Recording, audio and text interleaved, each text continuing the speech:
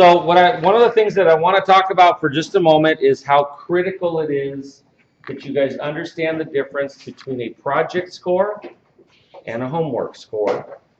It is critical that you guys finish your model for the solar meditation gallery.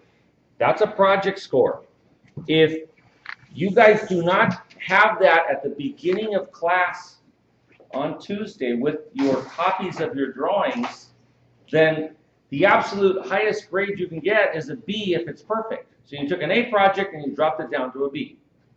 So what I'm trying to do is teach you guys a little bit about understanding like how you prioritize things. That is a project score. It is critical that you guys think about the fact that you can't miss on. Okay? Now, you have, in addition to finishing that project, you have a minor amount of homework. I'm trying to keep the homework very light for this because I want to try and make sure you guys finish that. So your homework in regards to your current collision design is, number one, decide if your living room is going to go up or down and finish making that connection. So I had these that I showed you guys earlier. This is an example of, oops, wrong one. This one. This is an example with that little piece sticking out, and I left them up here so you guys could look at it, where the living room is up.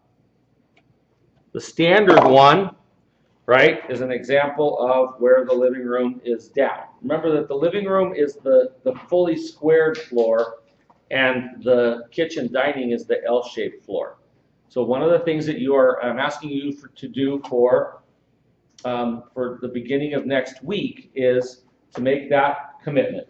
So basically, you're making that decision. All right. By now, I've gone through several iterations of this. I know that I want to go up or down, and I want you to cut both of them and pin them together. So that's one.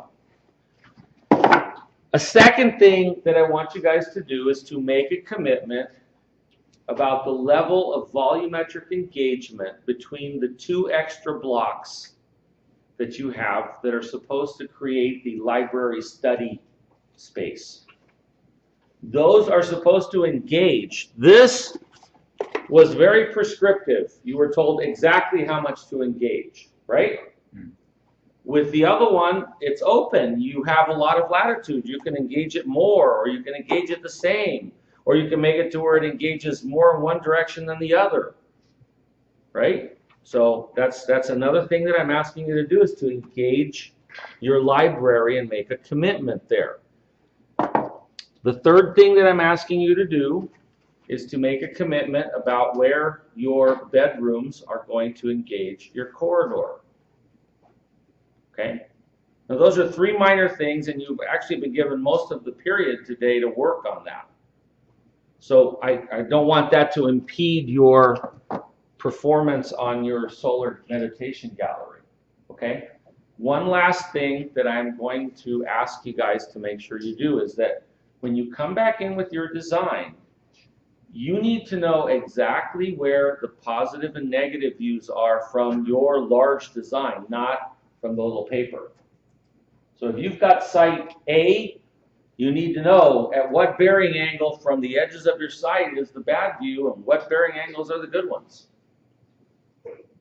Because your next week, after that gets turned in, you're going to start to take all of these commitments that you've made about these engagements and how all the pieces fit together, and you're now going to start thinking about how you're going to create the fenestration, the aperture. There are lots of words that are used in architecture, right, for essentially what in a colloquial simple sense is a window. Where are you putting the openings out to the outside world? Okay? There are questions about the homework.